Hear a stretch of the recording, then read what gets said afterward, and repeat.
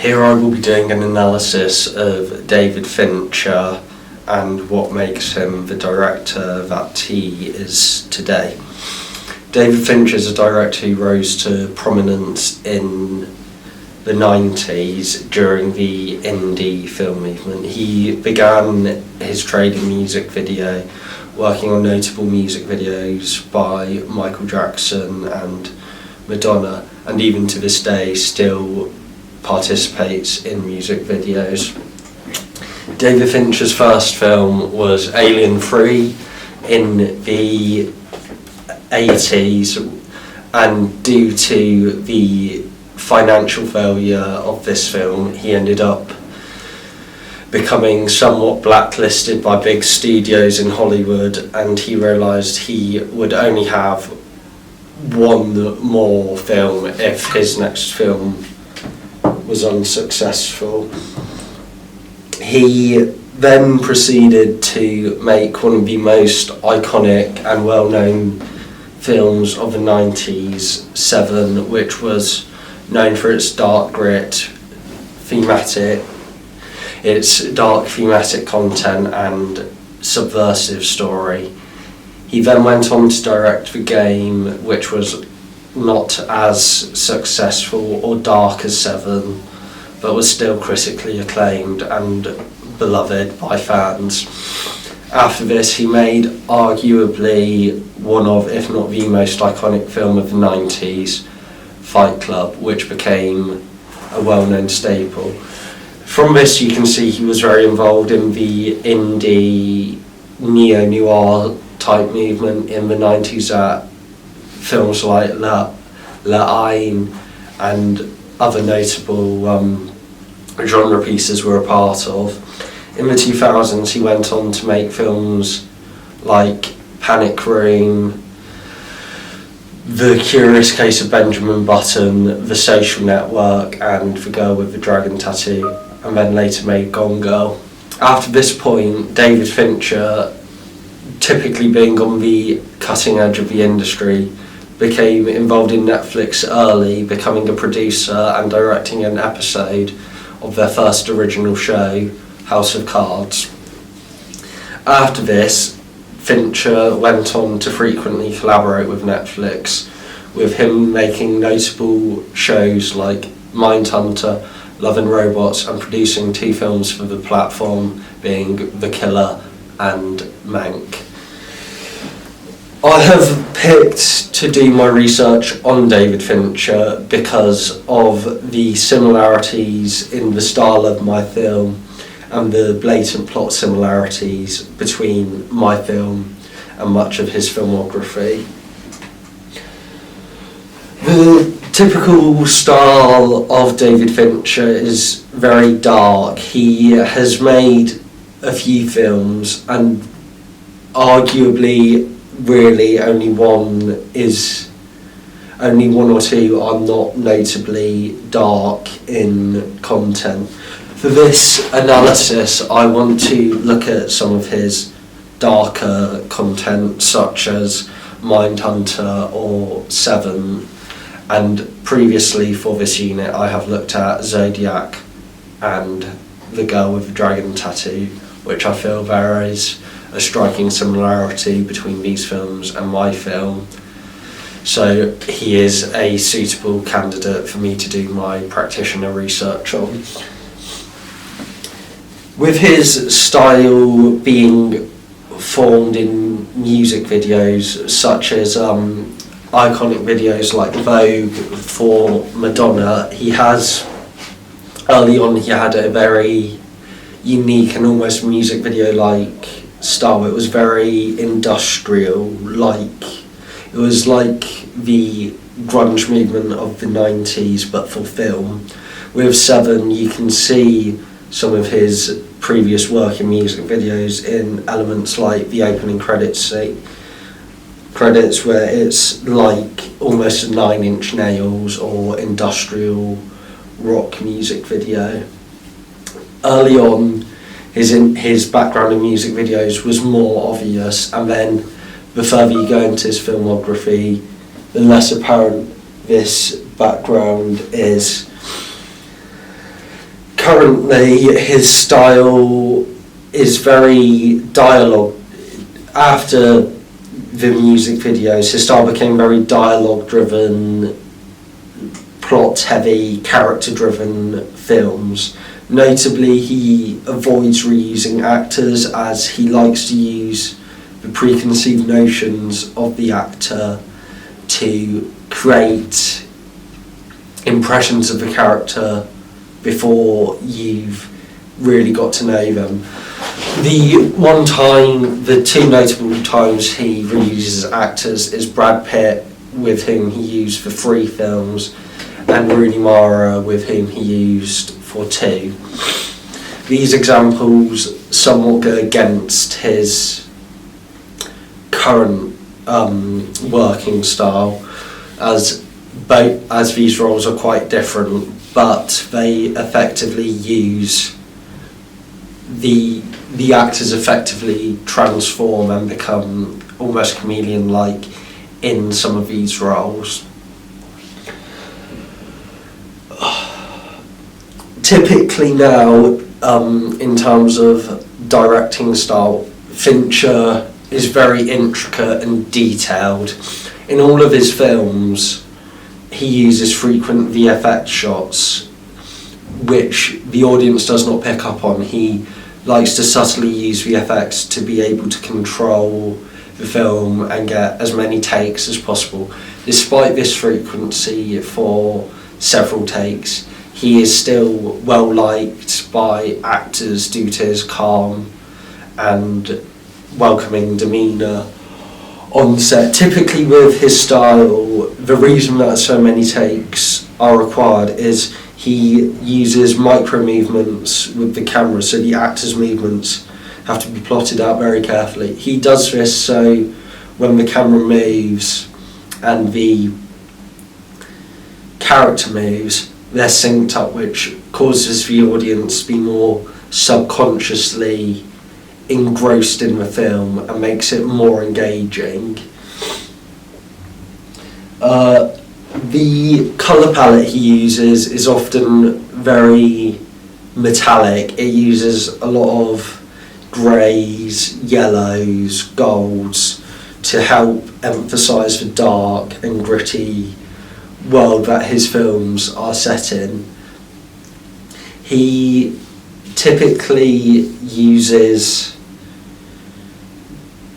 early on in his career, he used neon lighting more frequently in films such as Seven or Fight Club to help show, which I believe is more of a era aesthetic due to the popularity of neo-noir in the 90s. With his style being more dialogue driven and using characters that largely stand on their own with very isolated stories, and using external stories to create notions about these characters that are not necessarily true, so he can later subvert the expectation, is something that I want to try and imitate with mine, where because of external sources of media such as films or TV, the audience builds notions about the characters that are not necessarily true but help subvert expectations and keep the film more engaging. I also want to take influence from his general directing style, which has often been described as methodical. Fincher also often covers complex psychological themes in his work, such as Fight Club, Zodiac, Seven, Mindhunter. This is something I would like to take more influence from to show development as a filmmaker and and build out the characters and world more with real psychological phenomenons and conditions to keep it more engaging for my audience. For a specific example of a text I want to look at, which I haven't previously done any research on in this unit, I would like to look at his 2017 show, Mindhunter, in which he served as a director and showrunner. The show follows young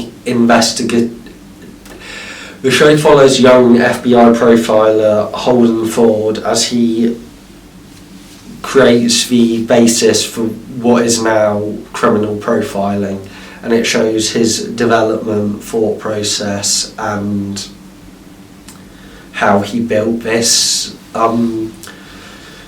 currently used science. And it also shows the flaws of it, with it being very with it not clarifying whether it works or not, with there being exceptions made, and it pointed out that this may not be the right way to go about things. I'd like to take influence from the show with the complex themes with the main character and with the dialogue scene. The show is based loosely off of true events, and it features the characters interviewing real life serial killers throughout season 1 and for the start of season 2.